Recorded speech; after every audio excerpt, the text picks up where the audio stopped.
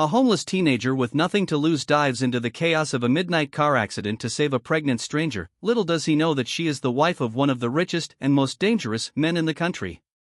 What begins as a single act of courage drags him into a world of wealth, revenge, and deadly secrets, where every choice. Before we start, leave a comment and indicate which city you are sharing from. And at the end, don't forget to rate this story from 0 to 10. Enjoy the story. I used to think the rain could hide me. It blurred the lines between people like me, boys with torn sneakers, plastic bags for backpacks, and skin that had forgotten what warmth felt like, and the ones who rushed past with umbrellas big enough to cover their indifference. That night, I was just another shadow under the streetlight, waiting for the liquor store to close so I could dig through the dumpster before the morning truck came. My stomach was an empty drum, my ribs a cage of echoes, but I told myself it was just another night. Nothing special. Nothing new. And then the sound split the air. Not the wail of sirens, not the distant thunder that had been growling for hours, but a scream high, sharp, and then cut off too soon, like someone had pressed mute on a life. I froze under the awning, the rain running cold down my spine, and listened. Tires screeched on slick asphalt. Metal slammed into metal, the sound folding in on itself, followed by the shattering chorus of glass and a deep, sickening crunch that made my insides clench. Somewhere out there, in the curtain of rain, something had gone horribly wrong. I should have stayed where I was. That's what the smart part of me said, the part that knew a kid like me couldn't afford to be anywhere near flashing lights and police tape. But another part, a part one didn't even know I still had, was already moving, my legs splashing through puddles, my breath tearing in my chest. The rain blurred everything until I was close enough to see the wreck, a silver sedan crumpled against a lamppost, steam curling from under the hood like a ghost's breath. The front windshield was a spiderweb of cracks, and the driver's side door hung open as if the car itself had been trying to spit someone out. She was lying in the street, half in the light, half in the dark. Her hair, dark and heavy with rain, fanned across the pavement. Her face was pale in the harsh glare of the street lamp, and her hands.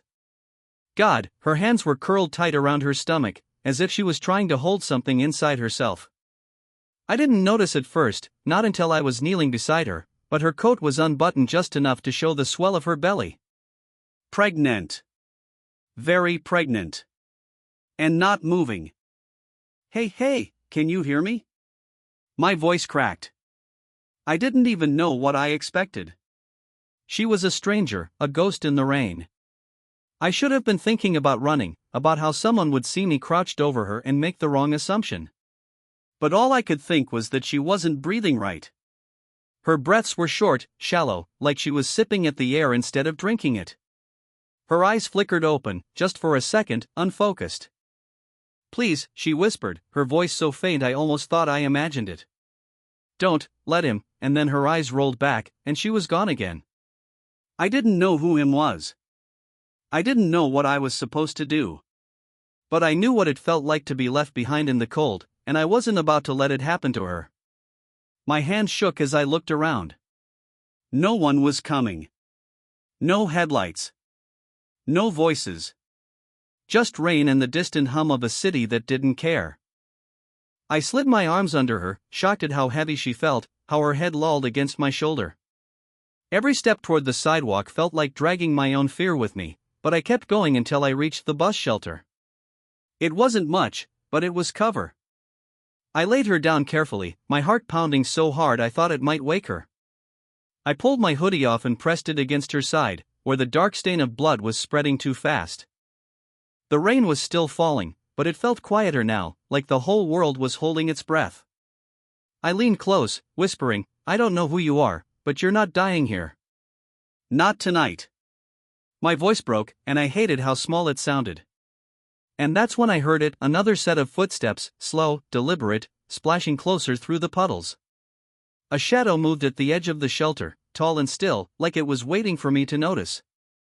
She's not yours to save, kid, a man's voice said, smooth and cold as the rain. I turned, my whole body tense. The man stepped forward just enough for the light to catch the edge of his face. I didn't know him. But something in the way he looked at her, like she was already gone, made my blood turn to ice. Walk away, he said, almost kindly. Forget you saw her. I shook my head. I can't. His smile didn't reach his eyes. Then you're about to learn what it costs to care about the wrong person. He didn't rush me. That was the first thing I noticed. The man just stood there, the rain dripping off the brim of his dark cap, his shoulders loose, his head tilted slightly like I was a puzzle he was already halfway through solving. That calm scared me more than if he'd come at me swinging. People who want to scare you yell, people who are truly dangerous don't need to. I shifted, keeping my body between him and the woman. I'm calling an ambulance. His eyes flicked down to the cheap phone in my hand, the kind you buy used and pay cash for at the corner store. He almost laughed. By the time they get here, it'll be too late. She's pregnant, I said, my voice catching. You're just gonna let her. He stepped forward, slow and steady, boots making shallow splashes in the puddles. She made her choices. You don't know who she is. Or who her husband is. Walk away, kid, before you make yourself a problem neither of them can solve. I didn't answer, because my brain was split in two, one half screaming to run, the other refusing to move. My heart was pounding so hard I could feel it in my teeth. The woman stirred faintly under my hoodie, a muffled sound escaping her lips. That sound pinned me where I was. I said, he began, but that's when the screech of tires cut through his voice. A battered taxi slid into the intersection, stopping hard just feet from us. The driver leaned out, shouting something about blocking the road, but the man in the cap didn't even look at him. He took a slow step back into the shadows, his eyes still locked on me. This isn't over, he said. His voice was quiet, but it landed like a nail being driven into wood. Then he turned and walked into the rain, disappearing between two buildings as if the city had swallowed him whole. I let out a breath I hadn't realized I was holding and fumbled for the phone again. My hands were shaking so badly I almost dropped it, but I managed to hit 911. The dispatcher's voice was calm and clipped. I spat out the details, my words tumbling over each other, the address, the condition she was in. She told me to stay put, keep her still, and check if she was breathing. She was, barely. Her breaths were shallow and fast, and her skin was ice cold. I pressed my hoodie tighter against her side, feeling the warm seep of blood against my fingers. You hear that? I said, leaning close. They're coming. You just hold on. Her eyes flickered open again, and for the first time she looked straight at me. There was a strange clarity in her gaze, even through the pain. Don't let him take my baby, she whispered. I won't, I said without hesitation, though I had no idea what that promise meant or how I could keep it. The distant wail of sirens began to cut through the rain. Relief mixed with dread in my chest, relief that help was on the way, dread that the man in the cap might not be finished with whatever he'd started. I kept scanning the shadows, half expecting to see him standing there again, watching. The taxi driver came over, crouching beside us.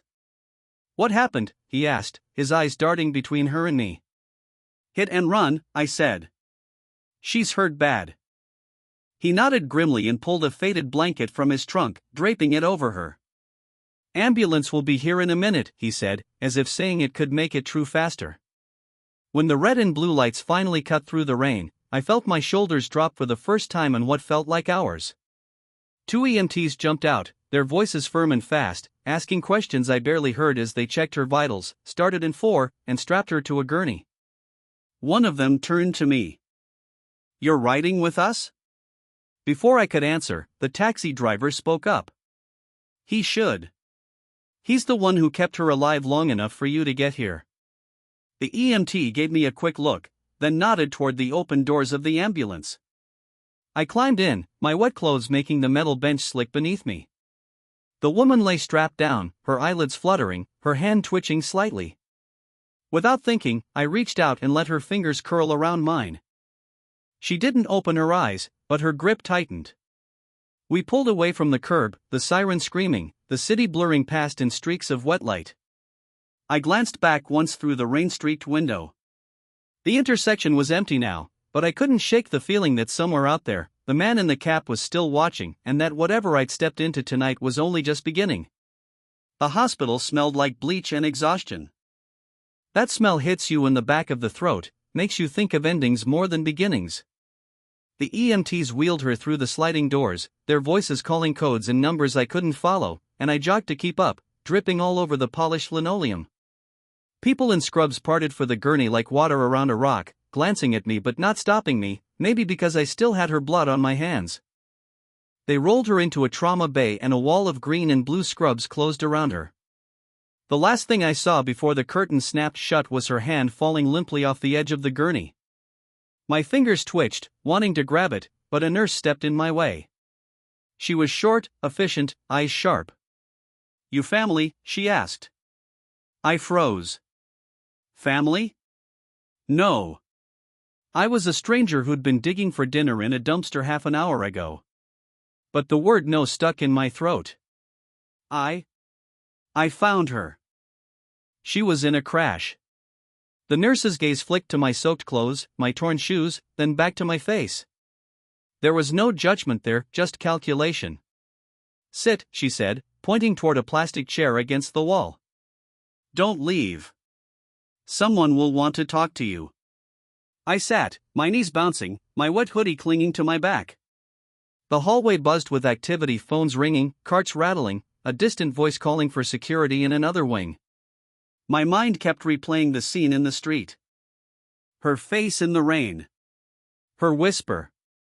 The man in the cap. I didn't notice the two men until they were almost on top of me. One wore a perfectly tailored suit that looked wrong in a hospital, the other was built like a wall, in plain black clothes with a bulge under his jacket that screamed bodyguard. The suited man's eyes locked on me immediately. They were sharp, cold, and the kind of expensive brown you only see in whiskey glasses. "You were with her," he said, not asking. I nodded slowly. "Yeah." "She was unconscious when I found her." He took a step closer. His cologne cut through the hospital smell, something subtle, rich, almost predatory. "What happened?" "Car hit hers. Kept going. She was bleeding. I called it in." My voice came out rougher than I expected. He studied me like he was weighing each word. "Did you see anyone else?" And there it was, the question under the question. I thought of the man in the cap, his voice in the rain, the way he'd walked away like he owned the night. My mouth went dry. "Yeah," I said finally. "Tall guy. Cap pulled low. Didn't get close enough to see his face." The suited man's jaw tightened. He glanced at the bodyguard, who gave the smallest nod, then turned back to me. "You saved her life. That won't be forgotten." I almost laughed, half from nerves, half from disbelief. "You don't even know my name." He held out his hand, ignoring the blood still smeared on mine. "I'm Daniel Hawthorne. Her husband." The name hit me like a punch. I knew it. Everybody knew it. Hawthorne Industries, real estate, shipping, tech, things I couldn't even pretend to understand. He was the kind of man who made the news for buying companies the way other people bought groceries. And the woman I dragged out of the rain was his wife. Before I could say anything, a doctor pushed through the curtain. Middle-aged, calm but moving with purpose. "Mr. Hawthorne, she's stable for now. We stopped the bleeding, but the baby's in distress. We need to prep for an emergency C-section." Something flickered across Hawthorne's face, fear, tightly leashed. He nodded once. "Do it." The doctor disappeared again. Hawthorne turned back to me. "You're staying. When she wakes up, she needs to see the face that was there when no one else was." I stared at him. "Why? You have family. Staff. People." He leaned in, his voice low enough that only I could hear it. "Because whoever did this will want to erase every trace of tonight. And that includes you." The bodyguard's eyes were on me now, unreadable. My pulse thudded in my ears. I'd thought saving her was the hard part. But sitting there, in that sterile hallway under the weight of Daniel Hawthorne's gaze, I realized something: this wasn't over. It hadn't even started. They moved her fast. I caught a glimpse as they wheeled her past, skin pale against the white sheets, tubes and wires snaking from her arms, the curve of her stomach rising and falling too quickly.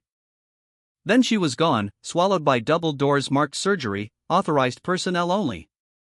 The hallway was suddenly too quiet, just the hum of the overhead lights and the low rasp of Daniel Hawthorne's breathing beside me. He didn't sit.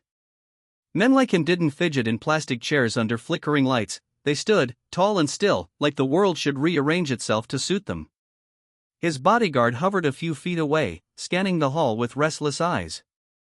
I sat because my knees wouldn't stop shaking. I tried not to notice the dried blood flaking on my hands, or the cold ache that had settled in my bones from the rain. My brain kept replaying the sound of her voice, the way she'd said, "Don't let him take my baby." I wanted to ask Hawthorne if he knew who she meant, but his face was locked down, unreadable. After a while, he spoke without looking at me. "How old are you?" 17, I lied automatically. In truth, I'd stopped counting birthdays after 14. His eyes flicked to me, sharp as glass. "You're smaller than I expected." I almost told him that sleeping in alleys and eating out of bins didn't exactly pack on muscle, but I bit it back. He didn't care about my story. He cared about hers. She's going to make it, right?" I asked. For a long moment, he didn't answer. Then, quietly, "She has to." Time stretched thin. Nurses came and went. A janitor pushed a squeaky mop bucket down the hall. Somewhere, a baby cried, the sound thin and angry, and for a moment I let myself imagine that was hers, safe and breathing. But it wasn't, not yet. Hawthorne checked his watch for the third time. "Do you have anyone to call?" I shook my head. "You live here in the city?" I hesitated. "Sometimes." His gaze sharpened again, and I realized he was putting pieces together, my clothes, my smell, the way I avoided straight answers. He didn't push. Instead, he said something I didn't expect. "You could have walked away. Most people would have. Especially in your position." I didn't answer right away. If I had, she'd be dead. For the first time, something in his expression shifted. Not a smile, but the smallest crack in the armor. "And that," he said quietly, "is why you're still sitting here instead of being escorted out by security." The doors burst open then, and a surgeon stepped out, mask pulled down, eyes tired but calm. Hawthorne straightened instantly. "She's stable," the doctor said. "We delivered the baby. A girl.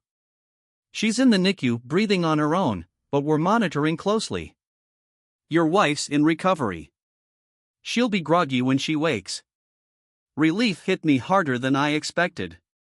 I'd been bracing for the worst, telling myself I didn't care, that I'd just been a bystander, but I cared. I cared too much for someone I'd met less than 2 hours ago.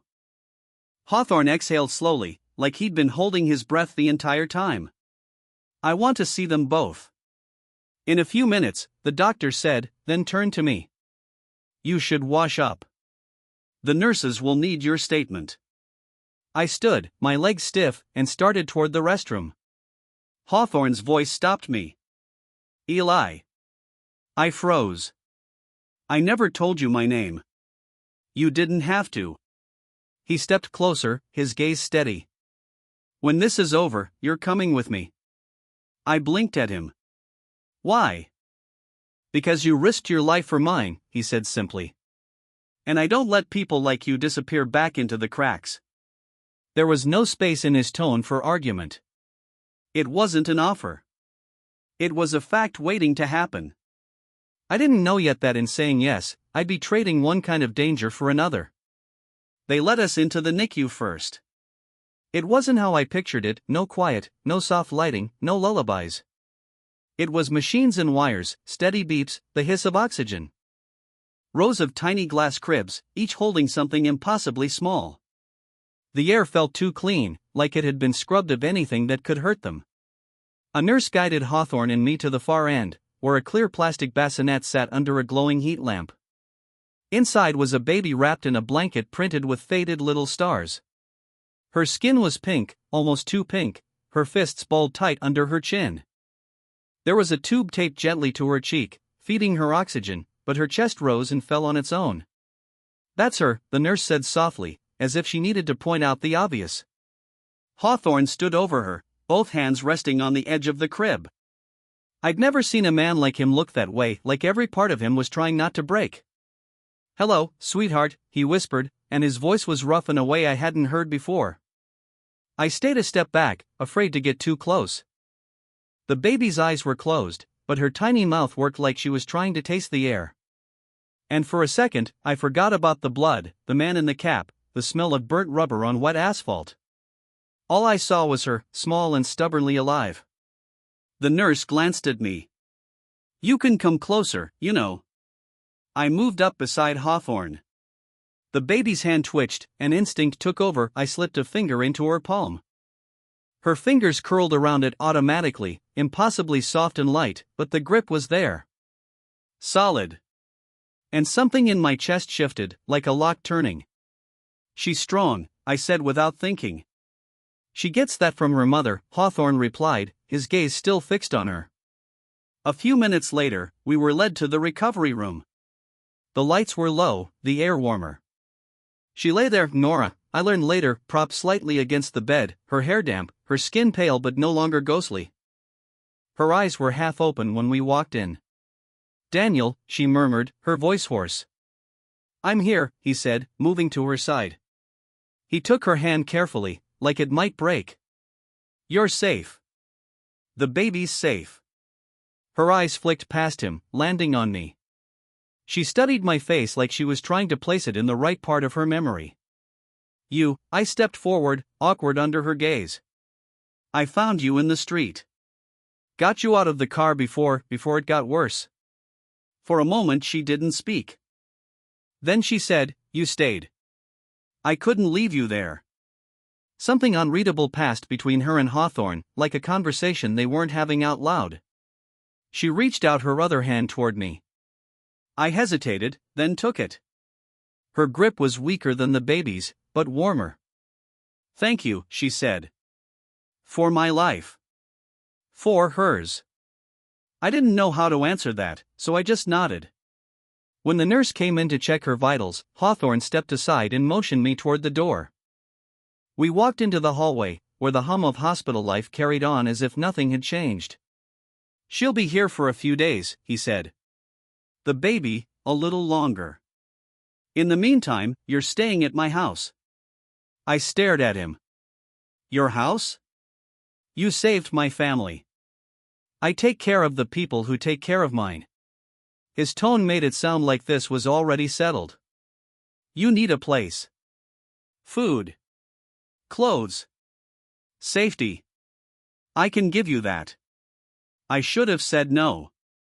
Every instinct in me knew that stepping into a man like Daniel Hawthorne's world came with strings, thick, invisible ones that could tighten when you least expected it. But the image of the baby's hand gripping my finger was still fresh in my mind. "All right," I said finally.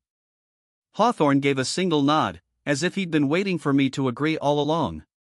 "Then you'll leave with me when Nora's stable. And from this point on, you're under my protection." I didn't know then that protection in his world could mean 100 different things, some of them good, some of them dangerous. But I knew I'd already stepped too far in to turn back. 3 days later, Nora was stable enough to sit up without wincing every time she moved. Her baby, was gaining strength in the NICU, the tubes slowly coming off one by one. I'd spent those days in the hospital waiting room, sleeping in a chair with my hoodie pulled over my eyes, eating vending machine sandwiches Hawthorne's driver insisted on paying for. I told myself I was staying because I didn't want to leave her alone, but the truth was simpler, I didn't have anywhere else to go. When the day came to take her home, the Hawthorne security machine unfolded around us. 2 black SUVs pulled up to the hospital entrance, their engines humming like they belonged to a different class of vehicle entirely. Men in dark suits moved in silent formation, scanning the street before opening doors. The city's noise seemed to mute itself the moment we stepped outside, as if even the traffic knew better than to get in their way. I slid into the back seat beside Hawthorne.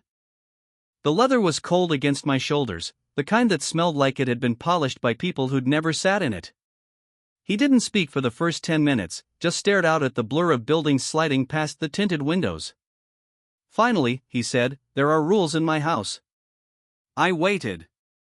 You'll have your own room. Clothes will be brought to you. You don't go anywhere without telling me or my head of security. And if you see anyone you don't recognize trying to talk to Nora or the baby, you tell me immediately. It wasn't a request. Why me?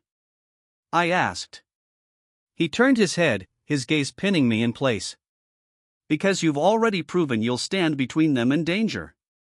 And because whoever was in that street with you hasn't gone away. You saw him, didn't you? I hesitated. Yeah.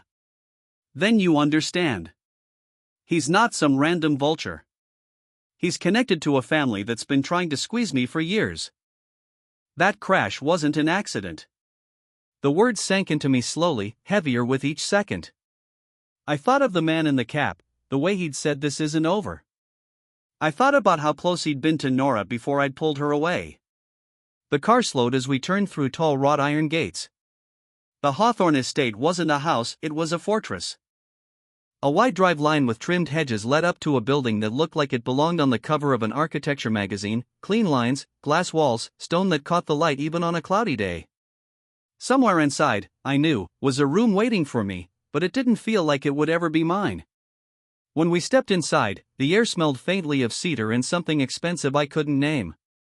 Marble floors stretched in every direction. A staircase curved upward like it had been carved for royalty. Staff moved quietly through the halls, glancing at me just long enough to register I didn't belong.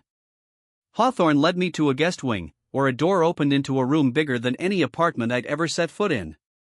There was a bed so wide I could have slept across it sideways, a closet already hung with clothes in my size, a desk with a brand new laptop still in its packaging. This is yours, he said.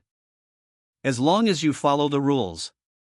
I stood there, my backpack, the only thing I'd brought, feeling like a joke in my hand. And if I don't? His eyes hardened. Then the door closes behind you. And in this city, doors like this don't open twice. He left me standing there in the quiet. I didn't unpack. I didn't touch the bed. I just walked to the window and looked out over the manicured lawns, wondering if somewhere beyond the gates, the man in the cap was still watching. Because as much as Hawthorne's house felt like safety, it also felt like a spotlight, and I wasn't sure which one would get me first, the danger outside, or whatever came with living under his roof. I didn't sleep that night. The bed was too soft, the room too quiet, the air too still. Every creak of the house, pipes settling, wind brushing against the glass, felt like a footstep in the dark. I lay there, staring at the faint outline of the ceiling fan above me, wondering how many walls and locked doors stood between me and the man in the cap. Sometime after midnight, I gave up on sleep and sat at the desk. The laptop was still in its box, untouched. I didn't open it. Instead, I sat with the blinds cracked just enough to see the driveway, lit by tall lanterns spaced evenly along the stone path. It was empty, as perfect and sterile as the rest of the estate. Then I saw it, a flicker at the far edge where the light met the dark. Too far to make out details, but close enough for my gut to tighten. A figure, just inside the tree line, standing perfectly still. I leaned closer to the glass. The shape didn't move, didn't shift weight, didn't do anything but stand there, angled toward the house like it had all the time in the world. Before I could think about it, I was out the door, barefoot, the hallway floor cold under my feet. The house was silent except for the low hum of something mechanical far off, maybe the generators, maybe security equipment. I followed the hall toward the main staircase and nearly jumped out of my skin when a voice came from the shadows. "Where are you going?" It was Marcus, the head of security, square shoulders, close-cropped hair, eyes like he'd memorized every threat the world could throw at him. "Someone's outside," I said, my voice low. His jaw tightened. He didn't ask questions, just reached up to press something in his earpiece. West perimeter, movement at the tree line. Visual confirmation? A pause, then, stay with him. A guard in a black suit appeared from the hallway and positioned himself between me and the stairs. Marcus disappeared toward a side door, moving fast but without noise. I waited, heart thudding in my throat. Through the window at the end of the hall, I saw two beams of light sweep across the lawn. They moved out toward the trees, slow and methodical. 5 minutes later, Marcus returned. "He's gone," he said flatly. "Was it him?" I asked. Marcus studied me for a beat. "You saw someone. That's enough for me." He stepped closer, lowering his voice. "If it was the man Hawthorne's watching for, then you just made yourself more valuable and more of a target. Don't walk around at night. Not even in this house." I wanted to ask why me, but I already knew the answer. Because I'd been the one in the street. Because I'd seen his face, or close enough to it. Because Nora had spoken to me before she spoke to anyone else. Marcus walked me back to my room and stood in the doorway. "Lock it," he said. "And if you see anything else, you don't go near it. You call me." When he left, I turned the lock, but it didn't feel like much. I sat on the bed, staring out at the trees again, but the space where the figure had been was empty now, nothing but shadows and the sway of branches in the wind. Still, I couldn't shake the feeling that he'd wanted me to see him. Like he was reminding me this isn't over. Breakfast at the Hawthorne estate wasn't just food, it was a ritual. The long table could have seated 20, but that morning it was just the three of us, Daniel at the head, me halfway down on one side, and Nora on the other, pale but upright, a blanket draped around her shoulders. She looked stronger than she had in the hospital, but there was still a shadow in her eyes, something that hadn't lifted with the painkillers. The baby wasn't home yet. Every few hours, a nurse called from the NICU with updates, and Nora's hand always trembled just a little when she hung up. Halfway through the meal, Daniel set down his coffee and said, "I want to know how far you're willing to go for this family." I froze with my fork halfway to my mouth. "What do you mean?" He leaned back, studying me. "Saving her in the street, that was instinct. Brave, yes, but unplanned. This is different. This is about intention." Nora frowned. "Daniel." He cut her off without looking at her. "There's a man who's been sniffing around for information. A reporter, or someone pretending to be one. He's connected to the people who sent that man in the cap. Marcus will take you to him. You'll find out who he's working for." I stared at him. "Why me?" "Because you're unknown. No one will connect you to me yet. You can go places Marcus can't. You can look like what you are, someone who doesn't belong in my world." My stomach tightened. "And if he figures out I'm connected to you?" Daniel's gaze didn't waver. "Then Marcus will make sure you're not alone when that happens." Nora's voice was sharper now. "He's just a boy. You can't. He's a young man who's already proven he won't walk away," Daniel said, finally turning to her. "If we pretend he's invisible, they'll come for him anyway. Better to make his presence count." I sat there, caught between the weight of his words and the way Nora was looking at me like she wanted to pull me out of this before it was too late. But some part of me knew it already was. "When?" I asked. Daniel's mouth curved, just slightly. "Today." Marcus was waiting in the driveway 20 minutes later, leaning against a black sedan with the kind of stillness that suggested he'd been there since dawn. He handed me a phone, untraceable, he said, and a small, slim device I didn't recognize. "If he agrees to talk, keep this in your pocket. It records everything." As we drove, Marcus outlined the target, a man named Carter, hanging out at a diner downtown, claiming to be working on a piece about corruption in high places. In Marcus's world, that meant he was either bait or a leak. The city looked different from inside Marcus's car. Streets I'd walked with my head down were now framed by tinted glass and the knowledge that someone was watching over me, but also watching me. Every stoplight, every glance in the side mirror reminded me I wasn't moving through the world the way I had before. We pulled up 2 blocks from the diner. "You go in alone," Marcus said. "Order coffee, act like you've been on the street for a while. People talk to the kind they think no one will believe later." I pushed the door open and stepped out into the chill. My reflection in the diner's window showed a kid who looked exactly like what I was, too thin, clothes hanging wrong, a face that had seen more concrete than comfort. Perfect cover. Inside, Carter was exactly where Marcus had said, back booth, cheap suit, the kind of smile that was all teeth and no warmth. He waved me over like he'd been expecting me. Eli, right, he said. I froze mid-step. I hadn't told him my name. Hearing him say it, my name, the real one I hadn't told anyone in this city except Nora and Daniel, hit me like a cold hand around my throat. I stood there for a beat too long, trying to decide if sitting down was walking into a trap or just admitting I was already in one. Carter leaned back in the booth, that grin never touching his eyes. Relax. I'm not here to hurt you. If I wanted to, we wouldn't be having this conversation in public. I slid into the seat across from him, careful to keep my back to the wall. How do you know my name?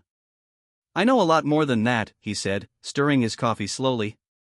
I know you pulled Nora Hawthorne out of a wreck that wasn't an accident. I know you've been living in Hawthorne's house ever since. I know you've seen the man in the cap, and I know you didn't tell the police everything. I forced myself to hold his gaze. And what do you want?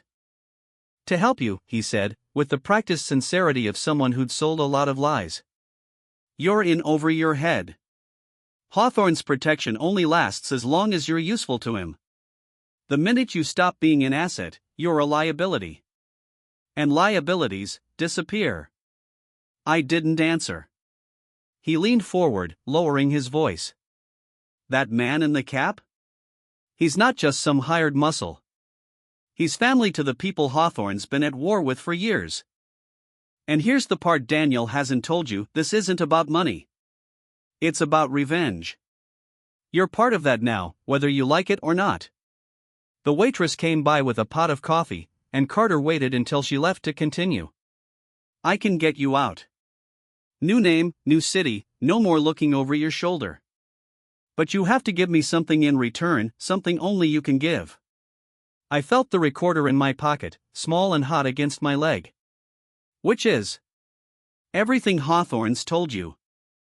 Where he's vulnerable. Where his family is vulnerable. You give me that, and you get your life back. For a moment, I thought about it, not because I believed him, but because the picture he painted felt so close to the truth it hurt. I was in over my head. I was a liability.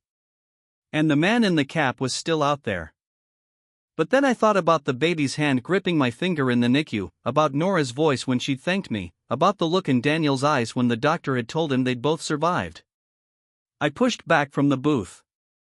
You've got the wrong person. Carter's grin didn't falter. No, Eli. I've got exactly the right one. You just don't know it yet. I walked out, the bell over the door jingling like it was mocking me. Marcus's car was parked where I'd left it, engine running. He didn't ask what happened, just pulled away from the curb. When we were 3 blocks out, I finally spoke. He knew my name. All of it. And he knew about the night of the crash. Marcus's jaw tightened. Then this just got worse. I turned to look out the window, but I could see Carter's face reflected in the glass, that grin that promised this wasn't the last time we'd speak. The call came just after midnight. I was in my room, sitting on the floor with my back to the bed, staring at the crack in the curtains that let in a thin slice of moonlight. The phone Marcus had given me buzzed once, twice. Unknown number. I almost didn't answer. Then I thought about Carter's grin, and the way he'd said you just don't know it yet. Eli, the voice said the moment I picked up. Carter. Calm, steady, like we were old friends. It's happening tonight. The man in the cap, he's coming for her. Not Daniel. Not you. Nora. And you're the only one close enough to stop it. My first thought was that this was bait. My second was that if I ignored it and he was telling the truth, I'd never forgive myself. Where? I asked. West Wing, 2nd floor nursery. 10 minutes. He hung up before I could say anything else. I was on my feet and moving before I'd thought it through. The hallway was dark, the only light coming from the glow of security panels along the walls. I moved fast, barefoot, silent. As I turned the last corner, I heard it, a soft creak, too slow to be the wind. The nursery door was cracked open. Inside, the air was warm, smelling faintly of powder and milk. The crib was there, the baby wrapped tight, breathing softly. And in the far corner, half in shadow, the man in the cap stood with one hand on the windowsill. He looked up when he saw me, and for the first time, I saw his face. Scar running from his jaw to his temple, ice pale and cold. He didn't speak. Just tilted his head, like I was a puzzle piece that had fallen into the wrong box. "Step away," I said, my voice low but shaking. He didn't. He moved toward the crib instead, slow, deliberate. My heart hammered so hard I could feel it in my fingertips. I glanced toward the hall, empty. No Marcus. No guards. "This isn't about you," he said finally, his voice exactly as I remembered it from that night in the rain. "Walk away and you never see me again." I thought about it, how easy it would be to let him go, to slip back to my room and pretend I'd heard nothing. No one would ever know. Except me. Except her. I stepped between him and the crib. "You're not touching her." Something flickered in his eyes, not fear, but calculation. "You think Hawthorne will protect you for this? You're just another tool to him. The minute you break, you're gone." "Maybe," I said. "But I'm still here now." For a moment, we just stared at each other. Then his lips curled into something that wasn't quite a smile. "You've made your choice." He stepped back toward the window, slipped out onto the balcony, and was gone, silent as he'd come. I stood there, the baby's breathing steady behind me, my own breath ragged in my ears. By the time Marcus arrived, gun in hand, the night had gone still again. I told him what happened. He didn't waste time asking why I hadn't called. He just looked at me for a long moment and said, "Hawthorne needs to hear this from you." When I told Daniel, he didn't react the way I expected. No anger, no panic. Just a slow nod. "You stayed," he said. "That's twice now you've done that." Nora was awake by then, sitting up in bed, the baby cradled against her. She looked at me the way she had in the hospital, like she was memorizing my face. "You could have walked away," she said softly. I didn't. And in that quiet, with the baby's tiny breaths filling the space, I realized something. I didn't know how long Hawthorne's protection would last, or if Carter's promise of a way out would come back to tempt me. But for now, in this house, with them, I wasn't just surviving. For the first time in years, I was staying.